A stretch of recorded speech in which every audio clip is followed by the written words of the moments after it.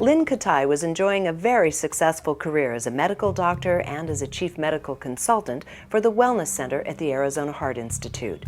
Throughout her career, she was also regularly featured in television and radio programs as an educator in her field. But one day, while looking out the window of her North Phoenix home, an unexpected phenomena entered her life. She noticed something on the horizon and began taking photos that could not be explained. Alert to the fact that something unusual was occurring, Lynne had the photos analyzed and began asking questions of all the right authorities in what was to become known as one of the most celebrated UFO sightings in history, the Phoenix Lights. The result of her inquiry is one of the best documented case histories of this event, which is captured in her book and documentary by the same title, The Phoenix Lights. After the mass sighting, because I happened to walk in the next morning to the MUFON investigators' home with video in hand from the night before. I had no idea that this was happening statewide. To me, it was just very similar to what I had seen in January. And the first thing he says to me is, did you see the mass sighting last night? And I said, well, I saw something similar to a couple months ago.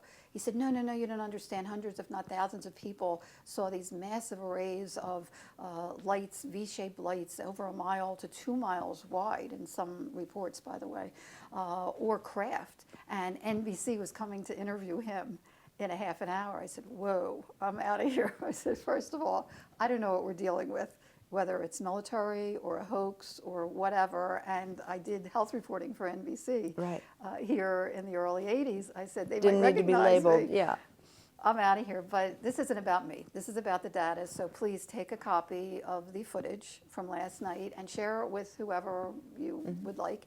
And I'm happy to talk with them over the phone, which I did. The rest of the day, I was getting calls all day, and by 4:30 in the afternoon, my video was plastered on every news station. It was unbelievable. It was really exciting because here I had been documenting these things for so long.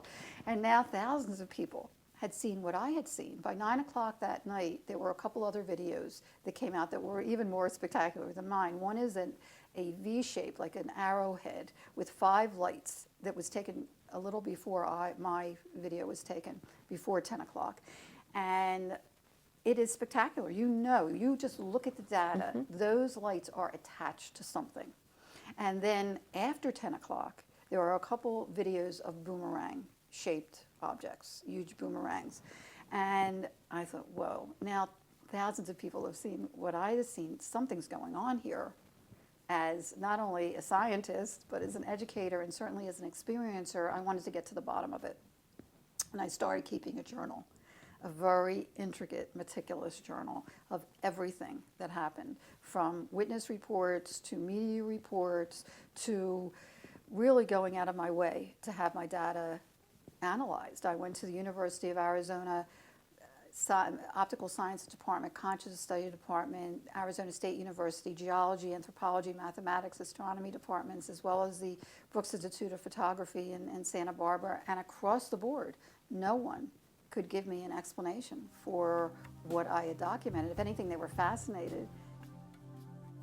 For any naysayers left out there who dispute the phenomena of UFO sightings, this is your video. To see the full conversation, go to cmn.tv.